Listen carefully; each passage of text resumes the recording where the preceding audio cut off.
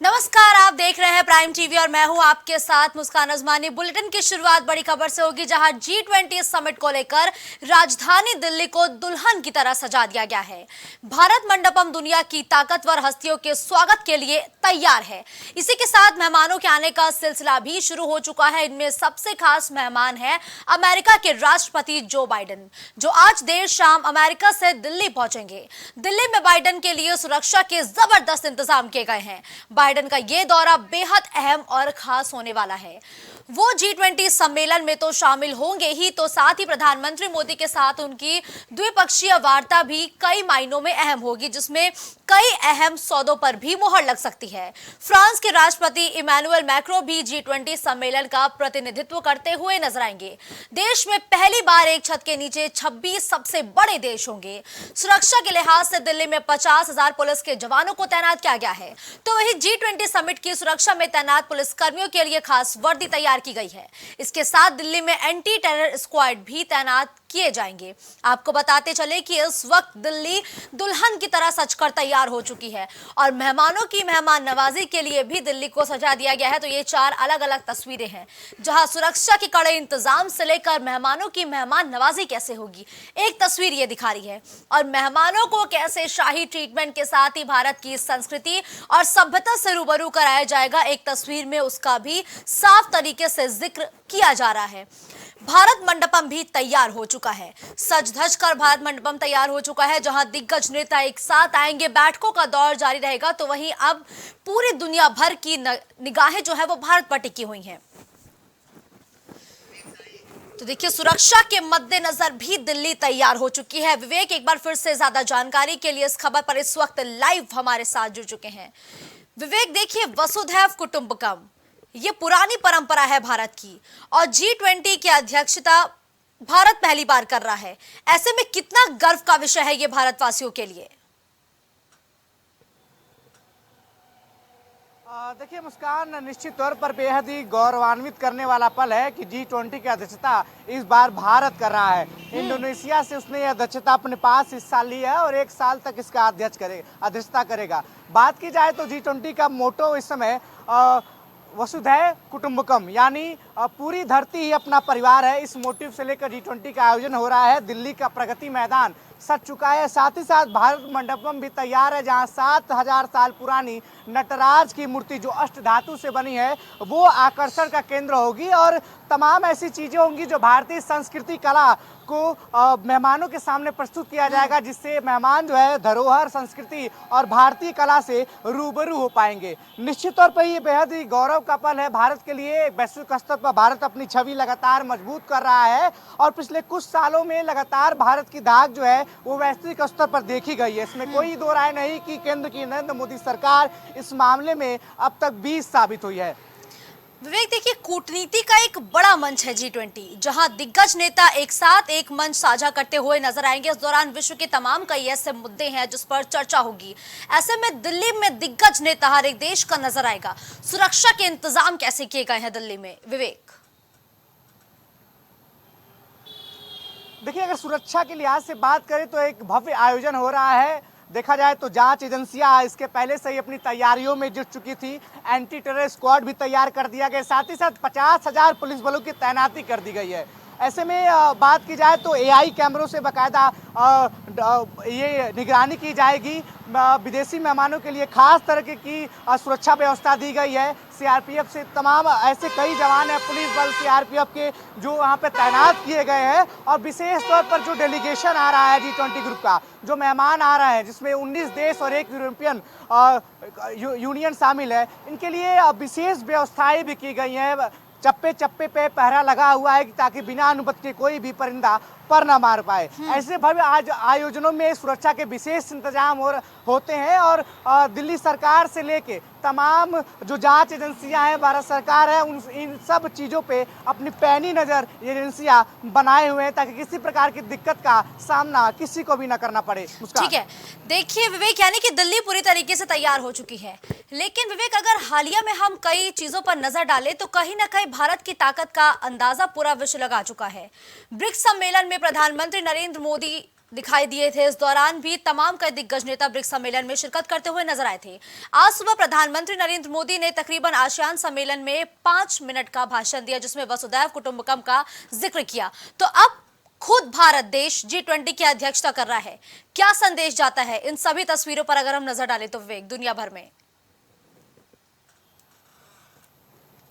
देखिए, जैसे अगर बात की जाए तो ब्रिक्स का जो सम्मेलन था वो कहीं ना कहीं उसमें भारत का प्रतिनिधित्व अमेरिका के जितना ही है, जिसमें चीन भी शामिल है, जापान भी शामिल है। इसके अलावा अगर बात की जाए तो एशियान में भी भारत अच्छा खासा अपना प्रतिनिधित्व दिखा रहा है, अपना प्रभुत्व दिखा रहा है। अब G20 की अध्यक्षता खुद भारत कर रहा है। निश्चित तौर पर यह गौरव का पल है पूरे भारत के लिए, पूरे देशवासियों के लिए। और साथ ही साथ जिस तरीके से वैश्विक स्तर पे भारत लगातार अपना कद बढ़ा रहा है, तो एक संदेश जाता है उन वैश्विक स्तर पे जो शक्तियां हैं, जो देश हैं, जो लगातार भारत के प्रभुत्व से खतरा महसूस करती हैं। बात की जाए जिस प्रकार से चीन लगातार इस सम्मेलन से पहले उसने अपना एक नक्शा जारी किया था, जिसमें अरुणाचल प्रदेश को अपना हिस्सा बताया था। ऐसी तमाम विवादित चीजें चीन ऐसी मौकों पे करता रहा है। चीन के राष्ट्रपति यहाँ सम्मिलित नहीं हो रहे हैं, जिसके कई आंतरिक कारण हैं। वो आंतरिक और जो देश की जो व्यवस्था है, जो अर्थव्यवस्था के मुद्दा है, उससे वो घिरे हुए हैं, जिसकी वजह से इसमें शामिल नहीं हो पा रहे हैं। दूसरी तरीके जितने भी देश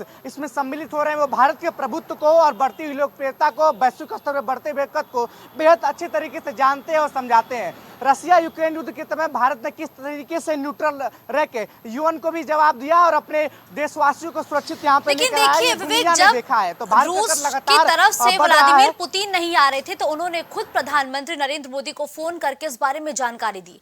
लेकिन चीन लगातार इस पूरे मुद्दे पर तोड़ मरोड़ता हुआ या भागता हुआ कहे तो नजर आया था, क्योंकि अगर चीन के राष्ट्रपति सम्मेलन में नहीं आ रहे हैं तो उनकी तरफ से प्रधानमंत्री को फोन करके कोई औपचारिक जानकारी नहीं दी गई है। ऐसे में क्या जिनपिंग का ना आना कोई फर्क डालता है क्या इस सम्मेलन पे?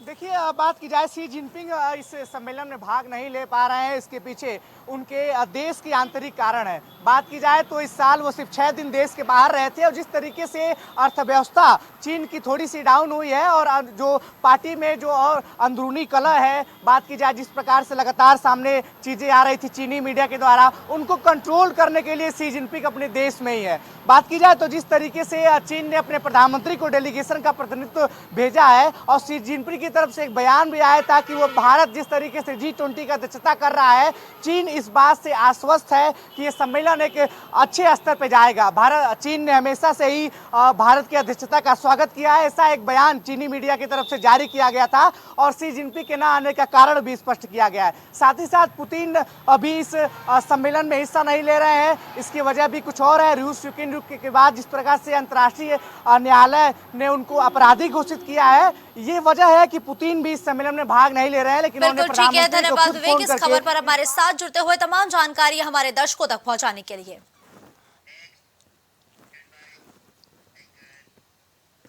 कांग्रेस भारत जोड़ो यात्रा की पहली वर्षगांठ मनाने जा रही है। ऐसे में पार्टी आज यानी 7 सितंबर को देश भर के सभी जिलों में पदयात्रा का आयोजन करेगी। कांग्रेस की ओर से जारी एक पोस्ट में कहा गया है कि राहुल गांधी के नेतृत्व में हुई भारत जोड़ो यात्रा को आज 1 साल पूरा हो गया है। 145 दिन तक चली इस यात्रा ने देश के 12 राज्यों और 2 संघ शासित प्रदेशों में 4081 किलोमीटर का सफर तय कर करोड़ों देशवासियों के मन में एक उम्मीद जगाई और नफरत के बाजार में मोहब्बत की दुकान खोल दी है। बता दें कि कांग्रेस की कन्याकुमारी से कश्मीर तक की भारत जोड़ो यात्रा पिछले साल 7 सितंबर 2022 को शुरू हुई थी। इस यात्रा का नेतृत्व पार्टी के पूर्व अध्यक्ष राहुल गांधी ने किया था। कांग्रेस के मुताबिक इस यात्रा का उद्देश्य देशवासियों में प्रेम और एक दूसरे के प्रति भाईचारे को बढ़ाना है। इस कारण कांग्रेस ने इस यात्रा को भारत जोड़ो यात्रा का नाम दिया था।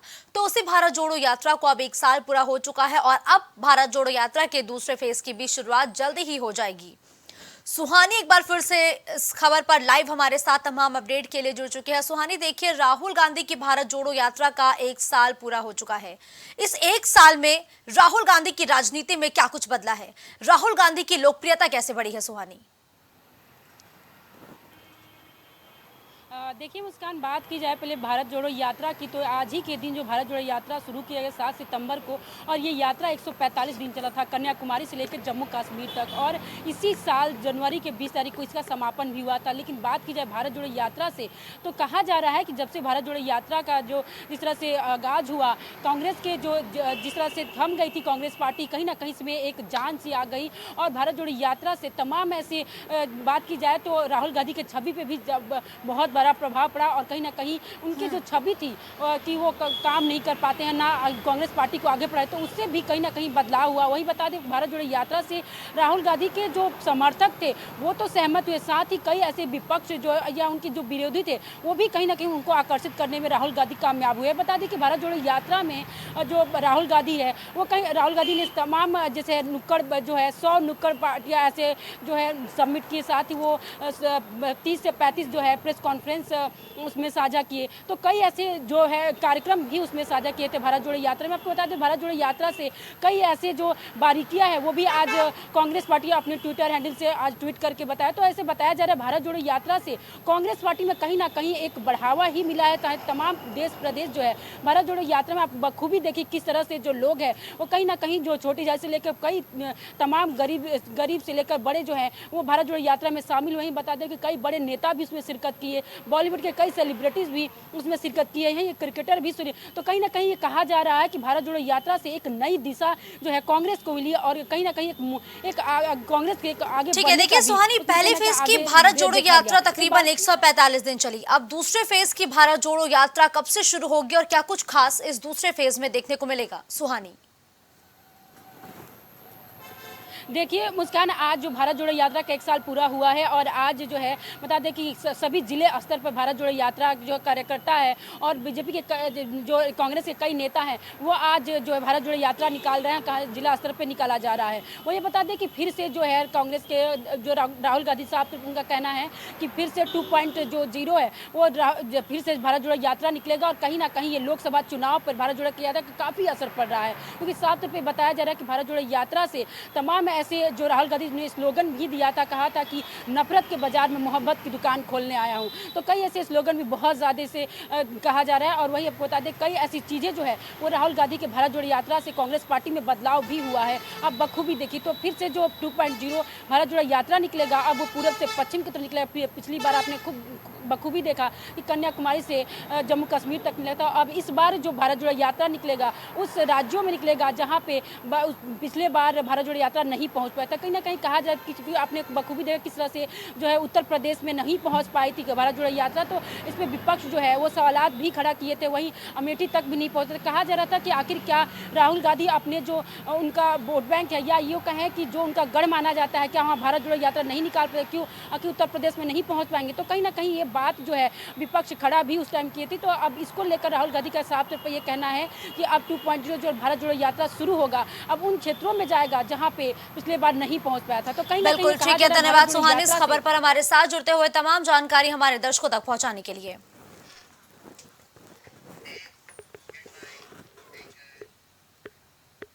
यूपी में तेजी से डेंगू के मरीज अब सामने आने लगे हैं।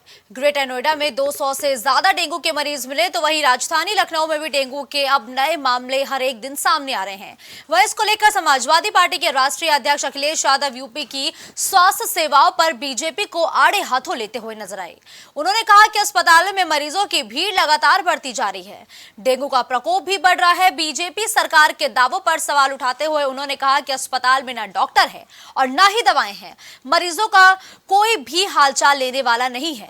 सपा मुखिया बुधवार को बीजेपी सरकार पर हमला बोलते हुए कहते हुए नजर आई कि यूपी में इन दिनों डेंगू के मरीज बढ़ रहे हैं, लेकिन सरकार ने कोई भी खास इंतजाम नहीं किए हैं, जिससे जनता बेहाल हो चुकी है। ओवैस इस खबर पर ज्यादा जानकारी के लिए हमारे साथ जुड़ चुके हैं। ओवैस, देखिए अब डेंगू के मरीजों की संख्या बढ़नी शुरू हो गई है, ऐसे में डेंगू के मरीजों को लेकर के राजनीति भी शुरू हो गई है। अखिलेश यादव साफ तौर पर यह कहते हुए नजर आ रहे हैं कि अस्पताल में ना तो व्यवस्थाएं हैं, ना ही डॉक्टर है और ना ही मरीजों को इलाज मिल पा रहा है। जमीनी स्तर की हम बात करें तो अस्पतालों की हकीकत क्या है ओवैस?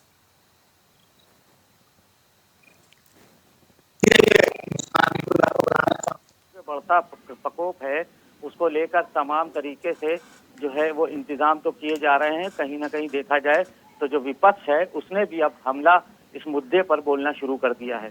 आपको बता दूं कि अखिलेश यादव ने जो सरकार है, सरकार पर डेंगू को लेकर, अस्पताल की व्यवस्थाओं को लेकर और डेंगू के जो इंतजाम है उसको लेकर आड़े हाथों लिया है।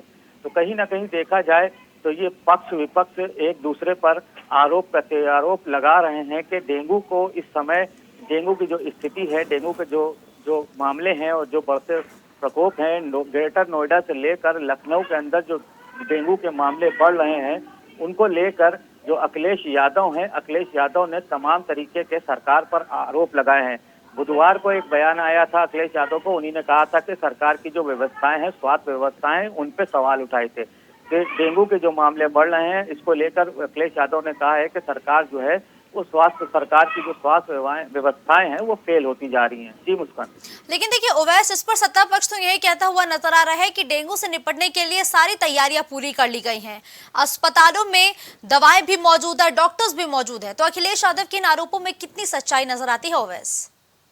जी देखिए, बिल्कुल आपको बता दूं कि बिल्कुल सही है कि तमाम जो सरकार की तरफ से इंतजाम है वो तो किए जा रहे हैं, और जो स्वास्थ्य व्यवस्थाएं हैं डेंगू को लेकर, वो भी उस पर भी ध्यान दिया जा रहा है। अभी हाल ही में डेंगू का कैंप भी लगाया गया है, वहाँ पे मच्छरदानी भी लगाई गई है, और जो डेंगू के मरीज हैं उनको मच्छरदानी के अंदर दिया जा रहा है।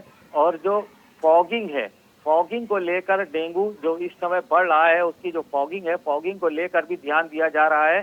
तमाम तरीके की डेंगू से बढ़ते प्रकोप को लेकर जो व्यवस्थाएं चल रही हैं वो सरकार की तरफ से तो काफी व्यवस्थाएं हो रही हैं, लेकिन अगर हम बात करें तो विपक्ष की, तो विपक्ष कहीं ना कहीं इस पर सवाल खड़ा करता हुआ नजर आ रहा है। लेकिन देखिए ओवैस, सरकार तो कह रही है व्यवस्थाएं दुरुस्त हैं।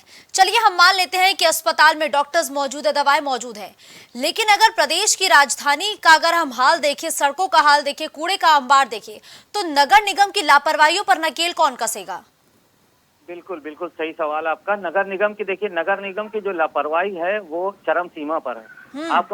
मैं आपको बता दूं कि नगर निगम इस समय जो है उसकी लापरवाहियां जो है इस समय बिल्कुल भी इसको हटाया नहीं जा सकता, दरकिनार नहीं किया जा सकता। क्योंकि देखिए जो मरीज है, जो डेंगू है, डेंगू जो उत्पन्न होता है, मैं आपको बता दूं मुस्कान, वो गंदे पानी में जो पानी जमा होता है उसमें डेंगू उत्पन्न होता है। ठीक है, तो तमाम तरीके के जो गड्ढे हैं, गड्ढों में पानी भरता है, और जो ड्रेनेज की जो प्रॉब्लम है, जब पानी भरता है तो ड्रेनेज अगर नहीं होता है, कहीं पर ड्रेनेज नहीं होगा तो वहां पे पानी भर जाएगा। जब पानी भरेगा मुस्कान, तो वहां पे डेंगू जो है वो सड़ेगा पानी और उसके अंदर डेंगू उत्पन्न होगा। तो कहीं ना कहीं देखा जाए तो नगर निगम के दावे जो है वो बिल्कुल पूरी तरीके से फेल होते नजर आते हैं। नगर निगम सिर्फ खाना पूर्ति करता है मुस्कान।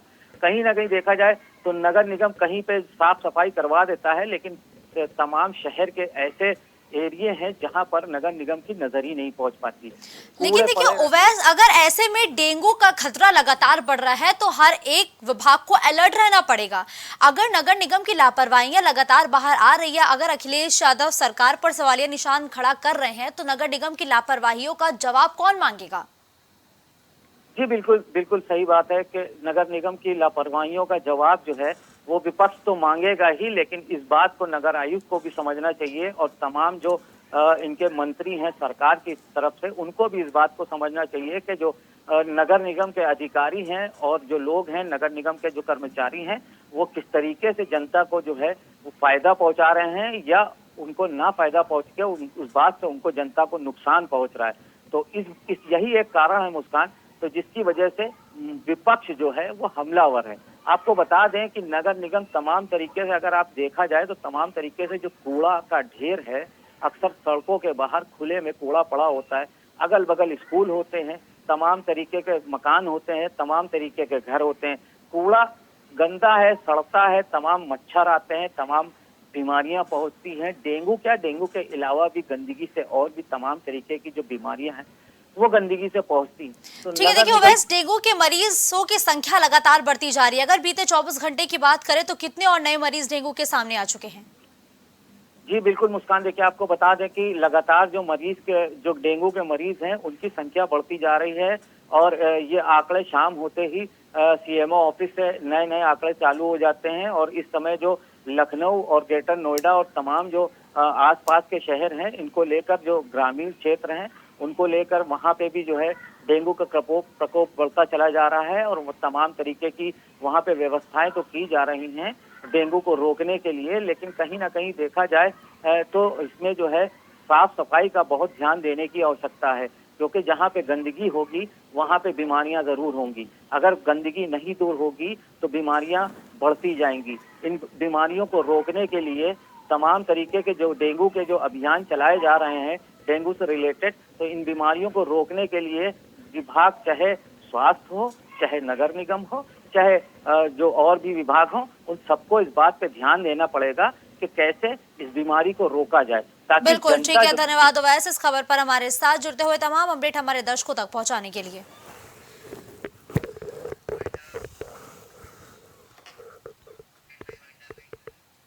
खबरों का सिलसिला यूं ही जारी रहेगा। देश दुनिया की तमाम बड़ी खबरों के लिए आप देखते रहिए प्राइम टीवी।